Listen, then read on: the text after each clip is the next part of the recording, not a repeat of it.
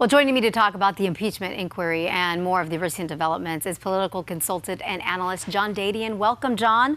You know, in the coming weeks, House Democrats are scheduling depositions with 5 State Department officials.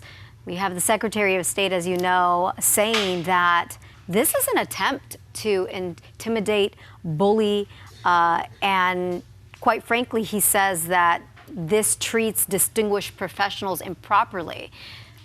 Do you think that's accurate? I think it's 100% accurate.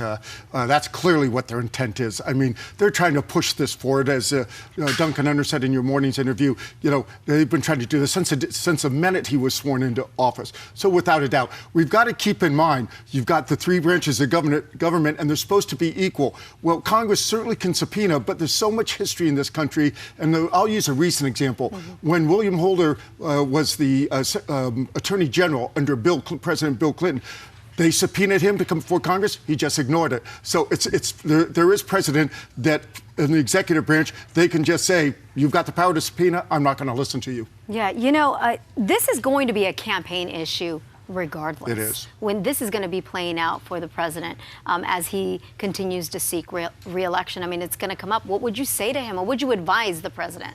Well, actually, what I would advise him is I think the biggest mistake in the almost 3 years that he's been president is people try to tell him quit tweeting and quit being so bombastic, et cetera. I would say a term from the late 70s when Poland was breaking away from the Soviet Union, the phrase was let Poland be Poland. I say let Trump be Trump. His poll numbers are high right now. He's dumb like a fox. I say let him keep talking. I have no problem with that. I don't agree with all his tweets. I don't like a lot of things he says, but it's resonating pretty well with his support base. You know, when we look at impeachment proceedings,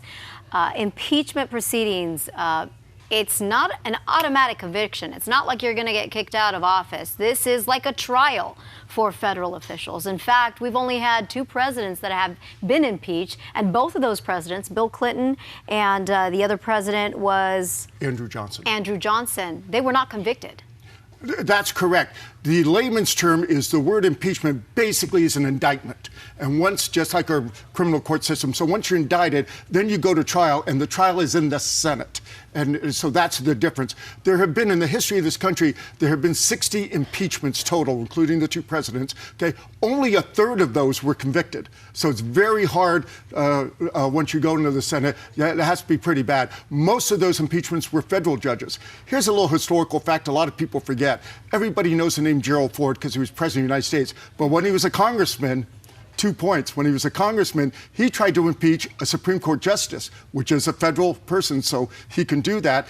Wasn't able to impeach him. However, he had the best quote, I think, for the definition of impeachment. Impeachment is supposed to be high crimes and misdemeanors, bribery, or treason. Gerald Ford says the definition of impeachment is if you've got the votes. If you've got the votes. John, you have actually looked at the transcript. You've looked at this phone call between the President Trump and the president of the Ukraine. Is there anything there? I don't think so, without a doubt. And again, I will point out, not to digress, so I will point out that Nancy Pelosi started saying she'll approve this procedure the day before Trump let it come out. Here's what I'm going to make an analogy to. Nancy Pelosi has a history of this. If you remember her famous quote during the health care bill that was going through, she said, vote on it, then you can read it. So Nancy Pelosi has a history of going ahead first and then looking at the facts. So, and again, here's another example. I think Trump was brilliant. Nancy Pelosi comes out, says we're going to start a procedure for impeachment because of this phone call. So what does Trump do? Here it is. Here's the trend. The next day, he let it out. I thought that was politically very smart. You know, circling back around to this issue is not going to leave his sight as he continues to campaign for re-election. As we move forward into next year, you know, what would you, I know you would basically tell the president to continue being himself, right? That is my advice. But when we look at the grand scheme of things, is this going to hurt him?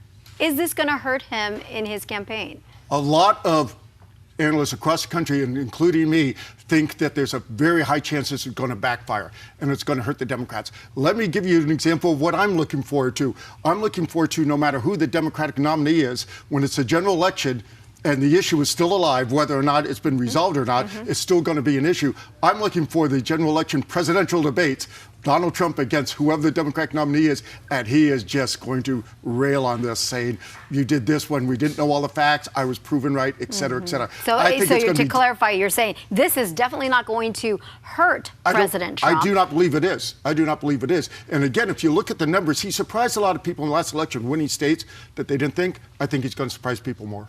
Great to see you, John. Thank you very for much. your perspective. Still ahead on San Diego People, we will talk